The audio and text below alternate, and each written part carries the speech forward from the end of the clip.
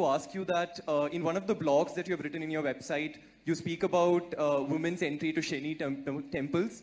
And there you say that, look, the reason why they shouldn't be allowed is because there are planetary forces and it's not good for women to enter these temples.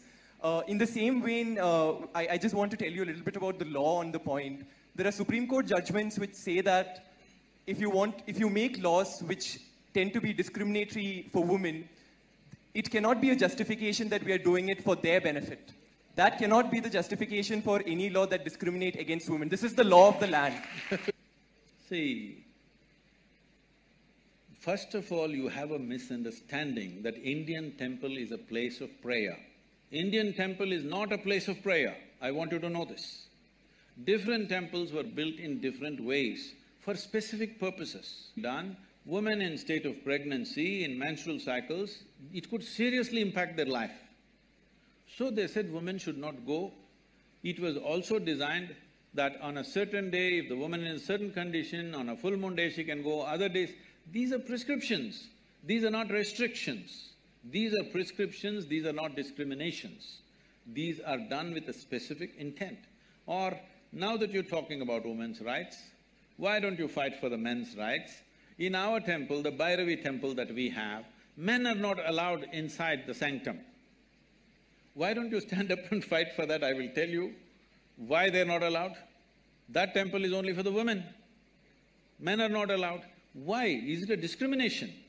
It is not about discrimination, it is a certain dimension of life. If you go by this crude sense of equality, you will harm the woman immensely. There are millions of temples open to everybody. Suddenly, why discrimination will come in one temple? What are you talking about? This is not a culture which discriminated against women. There are more female deities in this country than male deities. Every village you go, there is an Amman temple, there is a Devi temple. And you think it's discrimination? These are very rudimentary ideas picked up from the West.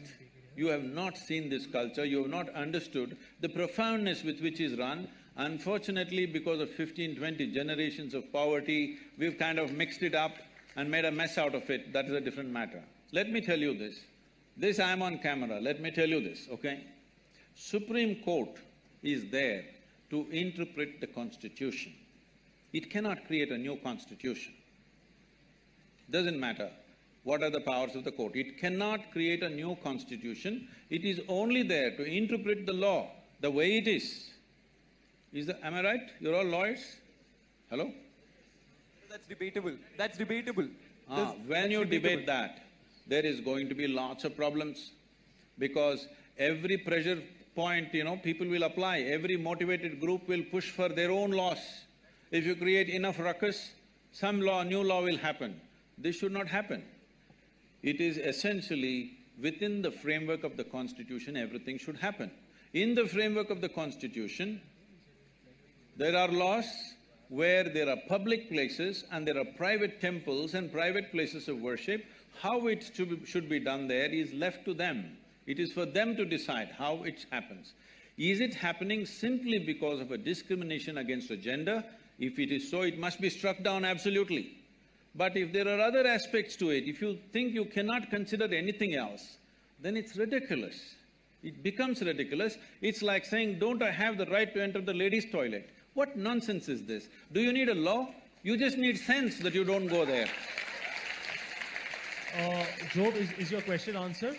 Or should No, it's not answered, but that's okay. It's not answered? Shall we answer, Mr. Job? Okay, so… I'm okay.